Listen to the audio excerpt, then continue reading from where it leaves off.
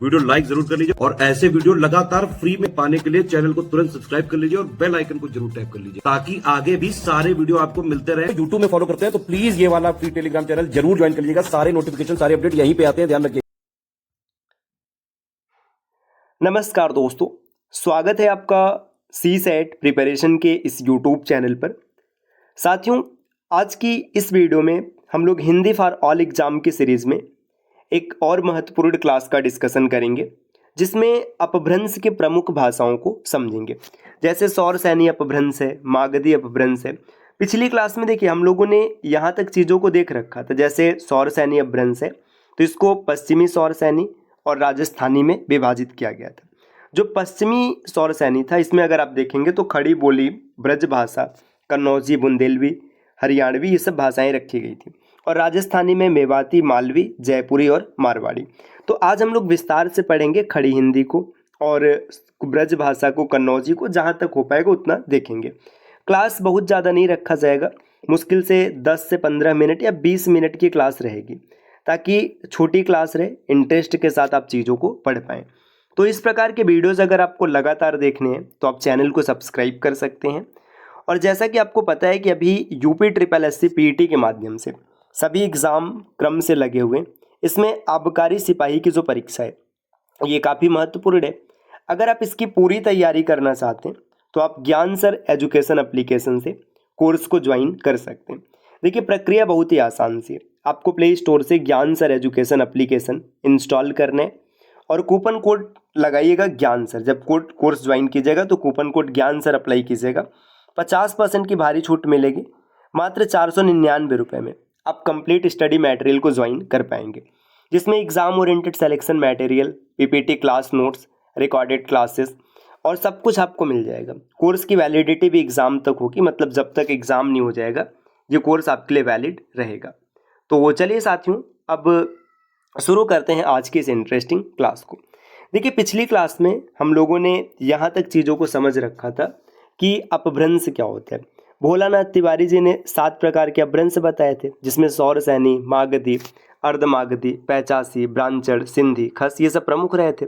जिसमें सौरसैनी अपभ्रंश को आगे देखा गया था कि पश्चिमी सौरसैनी और राजस्थानी में विभाजित किया गया था।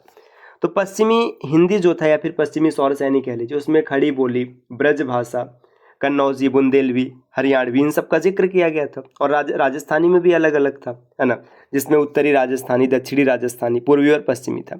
तो आज हम लोग जो प्रमुख भाषाएं, जैसे खड़ी हिंदी की बात करेंगे तो खड़ी हिंदी में क्या महत्वपूर्ण है, क्या चीज़ आपको जानना चाहिए, इसका डिस्कशन करेंगे। साथियों, आप ये क्लास पेन और कॉपी के साथ देखिएगा ताकि आप साथ में नोट्स बनाते हुए चलिए, बाद में आपका समय बचेगा। चलिए अब देखते हैं। देखिए खड़ी हिंदी की बात करें तो सबसे पहले आपको ये समझना है कि खड़ी हिंदी का प्रयोग कहाँ किया जाता है। कहाँ किया जाता है कहने का मतलब है कि भारत के किस क्षेत्र में खड़ी हिंदी बोला जाता है। देखिए खड़ी हिंदी जो है ना, ये मेरठ या फिर जो दिल्ली के आसपास का क्षेत्र है, मेरठ हो गया, दिल्ली हो गया, इन आसपास के क्षेत्रों में बोला जाता है। तो जैसे आप मेरठ का नाम सुनेंगे, दिल्ली का नाम सुनेंगे तो इसके आसपास के क्षेत्र आप आसानी से निकाल सकते हैं। जैसे देखिए मेरठ हो गया, दिल्ली हो गया। अब इधर देखेंगे तो इसके आसपास में गाज़ियाबाद है, तो गाज़ियाबाद में भी खड़ी हिंदी का प्रयोग किया जाएगा। और इधर अगर आप देखेंगे तो गाज़ियाबाद के बाद सहारनपुर हो गया। ये अक्सर ना क्षेत्र भी पूछा जाता है कि किन क्षेत्रों में किस भाषा या किस बोली का प्रयोग किया जाता है। तो मेरठ है, दिल्ली है, गाज़ियाबाद हो गया, सहारनपुर हो गया, बिजनौर है। बिजनौर के बाद अगर आप देखेंगे तो मुरादाबाद भी इसमें शामिल हो जाएगा। तो ये कुछ प्रमुख डिस्ट्रिक्ट हैं जहाँ पर इसका प्रयोग किया जाता है। मुरादाबाद और भी तमाम है, तो आवश्यक नहीं कि सभी ज़िलों का नाम लिखा जाए, आप सुनकर भी याद रख सकते हैं। जैसे मुजफ्फरनगर हो गया, इसके अलावा रामपुर हो गया।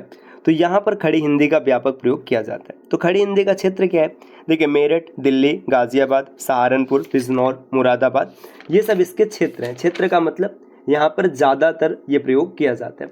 अच्छा, ये यूपी में हो गया। यूपी से अगर आप आगे निकलेंगे ना, जैसे हरियाणा में जाएंगे तो अम्बाला तक इसका प्रयोग किया जाता है। हरियाणा में अगर आप देखेंगे तो ये अम्बाला तक में प्रयोग होता है। उत्तराखंड में अगर देखेंगे तो देहरादून तक इसका प्रयोग किया जाता है। मतलब आसपास के क्षेत्र जो है ये बोले जाते हैं। ये जो है ना, इसमें ये आकार बहुला है। आकार बहुला का मतलब ये है कि जैसे आ का प्रयोग ज़्यादा होगा, है ना, आकार बहुला होता है। ठीक, तो खड़ी बोली किस क्षेत्र में बोला जाता है ये आपको पता चल गया। आकार बहुल है ये बात आपको पता चल गई। अब इससे जुड़े कुछ महत्वपूर्ण पॉइंट जो कि पेपर में आपको देखने के लिए मिल सकते हैं, तो एक एक करके हम लोग चीज़ों को समझते हैं। देखिए जो खड़ी बोली है इसके अन्य नाम की बात करें कि इसका अन्य नाम क्या है, कई बार पूछ लिया जाता है, तो इसका अन्य नाम है कौरवी, है ना। इसका नाम क्या हो जाएगा, कौरवी नाम हो जाएगा। ये कौरवी इसका एक अन्य नाम है, ये भी आपको याद रखना चाहिए, इंपॉर्टेंट है। इसके बाद देखिए खड़ी बोली को ये जो कौरवी नाम दिया है ये नाम किसने दिया है, अगर ये कभी पूछ लिया जाए कि खड़ी बोली को कौरवी नाम किसने दिया था, तो ये नाम दिया राहुल सांकृत्यायन जी ने, है ना, राहुल सांकृत्यायन। आपने हिंदी में इनका नाम सुना होगा, अगर नहीं सुना है तो अभी आगे हम लोग और देखेंगे। राहुल सांकृत्यायन, है ना, सांकृत्यायन, है ना। ये क्या हो रहा है यार, राहुल सांकृत, एक मिनट रुके,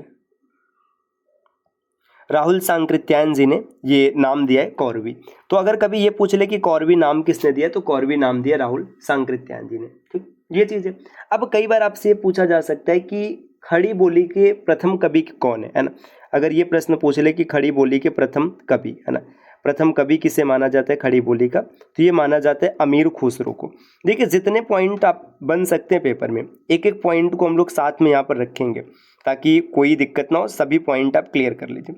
तो खड़ी बोली के प्रथम कवि कौन है, अमीर खुसरो। अच्छा यहीं से एक पॉइंट ये बन सकता है कि अमीर खुसरो का जन्म, है ना, उत्तर प्रदेश के कहाँ पर हुआ था, तो ये एटा में हुआ था। अगर एटा ऑप्शन नहीं मिलेगा तो वहाँ पे कासगंज मिलेगा। देखिए उस समय एटा था, फिर बाद में क्या हुआ, जब विभाजित हो गया तो फिर कासगंज बन गया। तो अमीर खुसरो का जन्म ये पटियाली गांव था, एटा या फिर कासगंज कोई डिस्ट्रिक्ट मिलेगा। अब ये मत कहिएगा कि दोनों मिल जाएगा, दोनों मिलने के चांसेस नहीं है। ठीक, तो ये हो गया प्रथम कवि, क्लियर हो गया, अमीर खुसरो। अब अगर ये पूछ ले कि प्रथम महाकाव्य कौन सा है, क्योंकि ये भी पेपर में प्रश्न बना हुआ है कि खड़ी बोली का प्रथम महाकाव्य कौन सा है, तो महाकाव्य की बात करें तो ये भी इम्पॉर्टेंट है, आप आसानी से याद रख सकते हैं, बहुत ज़्यादा टफ नहीं है। ये महाकाव्य है प्रिय प्रवास, है ना, प्रिय प्रवास नाम से महाकाव्य प्रिय प्रवास। इसको लिखा है अयोध्या सिंह उपाध्याय हरिऔध जी की रचना है प्रिय प्रवास, इसे प्रथम महाकाव्य माना जाता है। तो ये भी यहाँ से क्लियर हो गया। इसके अलावा और भी कुछ इंपॉर्टेंट पॉइंट है जो कि बन सकते हैं, जैसे खड़ी बोली जो है इसको बोलने वाले कितने लोग हैं, तो ये जो यहाँ पे आप क्षेत्र देख रहे हैं अप्रॉक्सीमेट 2 से 2.5 करोड़ लोग खड़ी बोली का प्रयोग करते हैं। तो अगर कभी पूछ ले कि कितने करोड़ लोग इसको बोल रहे हैं, तो 2 से 2.5 करोड़ लोगों के बीच में ये बोला जाता है।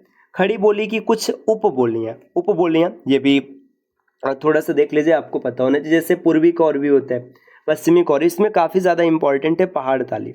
ये पीसीएस के एग्जाम में भी कई बार देखने के लिए मिला है पहाड़ ताली, ये खड़ी बोली की उपबोली है।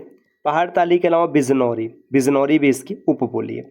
तो अब खड़ी बोली में इससे ज़्यादा प्रश्न आपसे और देखने के लिए नहीं मिल सकता है। हाँ एक पॉइंट और मिल सकता है जो कि आगे हम लोग देखेंगे, जो आर्टिकल 343 है, इसमें खड़ी बोली का जो शुद्ध संस्कृत रूप है, मतलब संस्कृत निष्ठ खड़ी बोली है, उसी को भारत की राजभाषा का दर्जा दिया गया। तो ये चीज़ आगे देखा जाएगा। ठीक, खड़ी बोली के बाद अब हम लोग और आगे बढ़ेंगे। देखिए सौर सैनी में जो अगला महत्वपूर्ण भाषा है, अगले की बात करेंगे तो ब्रज भाषा के बारे में भी थोड़ा सा समझ लेते हैं, है ना। ब्रज भाषा ये भी इंपॉर्टेंट है। देखिए ब्रज भाषा नाम से पता चल रहा है कि ब्रज के क्षेत्र में बोला जाएगा। ब्रज भाषा का क्षेत्र क्या हो जाएगा, ब्रज। और जैसे ही ब्रज आप कहेंगे, ब्रज सुनते ही आपके दिमाग में आना चाहिए कि भाई ब्रज मंडल में क्या क्या होगा। ब्रज मंडल की बात करें तो जैसे इसमें मथुरा है, आगरा है, अलीगढ़ हो गया, धौलपुर हो गया, हाथरस, एटा, कासगंज, मैनपुरी, ये सब हो जाएगा। तो देखिए ये इसका जो क्षेत्र है ना, इसका जो सेंटर है मथुरा है ना। मथुरा के आस पड़ोस में देखेंगे तो आगरा हो गया, है ना। आगरा के बाद एटा है, एटा के बाद धौलपुर हो गया, है ना। ये सब इसका सेंटर है। सेंटर कहने का मतलब यहाँ के आस पड़ोस के क्षेत्र में ये ज़्यादातर बोला जाता है। इसमें मैनपुरी आ जाएगा, मैनपुरी के अलावा फिरोज़ाबाद हो जाएगा। तो तमाम ऐसे डिस्ट्रिक्ट है, आप इन्हें लिखना चाहे तो सुनकर लिख सकते हैं। देखिए मथुरा है, आगरा हो गया, एटा हो गया, धौलपुर है, हाथरस हो गया, मैनपुरी है, फिरोज़ाबाद, बरेली, बुलंदशहर, बदायूं, ये सब क्षेत्र है जहाँ पे ब्रज भाषा का प्रयोग किया जाता है। जैसे कई बार वृंदावन भी दिया रहता है, तो भाई वृंदावन, ये तो मथुरा है तो फिर वृंदावन भी इसमें शामिल हो जाएगा। ठीक, ये चीज़ है। इसकी जो उपभाषाएं ये काफ़ी इंपॉर्टेंट है, अक्सर पेपर में देखने के लिए मिलता है कि जो ब्रज भाषा है इसकी उपभाषा कौन कौन सी। तो इसकी उपभाषा की अगर बात करेंगे ना, देखिए भरतपुरी, है ना, भरतपुरी इसकी उपभाषा है, काफ़ी इंपॉर्टेंट है, भरतपुरी हो गया। भरतपुरी के अलावा अगर देखेंगे तो माथुरी, है ना, माथुरी इसकी उपभाषा है। ठीक ठीक, ये चीज़ माथुरी हो जाएगा। इसके अलावा जैसे ग्वालियरी, ये भी इसकी उपभाषा है, ये पॉइंट इंपॉर्टेंट हो जाएगा। अच्छा, ब्रज भाषा का एक नाम मणि माधुरी है। अगर कभी मणि माधुरी कहे तो ये भी आपको याद रखना है, ब्रज भाषा का ही नाम है। मणि माधुरी के अलावा नाग भाषा भी इसको कहा जाता है। ठीक, इतना क्लियर हो गया। अब ब्रज भाषा की अगर और भी आगे बात करें तो इसके जो कवि हैं, है ना, इसके जो लेखक हैं, काफ़ी इंपॉर्टेंट है। अक्सर पूछा जाता है कि ब्रज भाषा के कवियों के बारे में बताइए या फिर लेखकों के बारे में बताइए। तो देखिए, इसमें ना अष्टछाप के जितने भी कवि रहे थे, अष्टछाप के जितने भी कवि हैं, सबने ब्रज भाषा में रचना की है। जैसे अगर प्रमुख नाम की बात करें तो कुंभन दास हैं, सूरदास हो गए, कृष्णदास है, परमानंद दास है, गोविंद स्वामी, है ना, ये सब इन्होंने क्या किया, ये अष्टछाप के जितने कवि, सबकी भाषा ब्रज भाषा रही थी। इसके अलावा जैसे रहीम दास हो गए, विहारी हो गए, रसखान हो गए, है ना, भूषण है, ये सब काफ़ी इंपॉर्टेंट है। केशव दास है, लल्लू लाल है, तो इन सब ने क्या किया, ब्रज भाषा में रचनाएं की है। तो खड़ी बोली ब्रज भाषा, है ना। इसके बाद और आगे बढ़ेंगे, ब्रज भाषा के बाद हम लोग बुंदेली को समझते हैं कि बुंदेली का क्षेत्र कहाँ से कहाँ तक है। अब बुंदेली नाम से पता चल रहा है कि बुंदेली मतलब बुंदेलखंड का एरिया होगा। और जैसे आप बुंदेलखंड कहेंगे तो इसमें झांसी, उरई, हमीरपुर, जालौन, ये सब आ जाएगा। ये बुंदेलखंड के क्षेत्र में बोला जाता है। पेपर में अक्सर प्रश्न देखा गया कि इसकी उपबोलियां क्या क्या है। देखिए, इसमें राठौरी, अगर आप PYQs का डिस्कशन करते होंगे तो राठौरी को आपने ज़रूर देखा होगा। राठौरी बुंदेली की उपभाषा है। राठौरी के अलावा बनाफरी, ये भी याद रखिएगा, बनाफरी ये भी इंपॉर्टेंट अक्सर पूछा जाता है कि बनाफरी किसकी उपभाषा है, ये बुंदेली की है।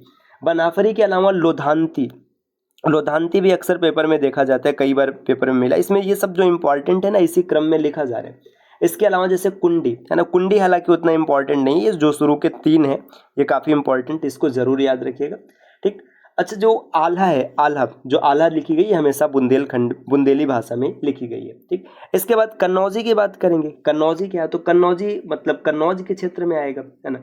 ये कन्नौज का क्षेत्र कहने का मतलब इटावा हो गया, पीलीभीत है, फर्रुखाबाद, कानपुर देहात, हरदोई, कन्नौज, ये सब चीज़ें। ठीक, ये कन्नौजी है। कन्नौजी में रचनाएं बहुत नहीं हुई।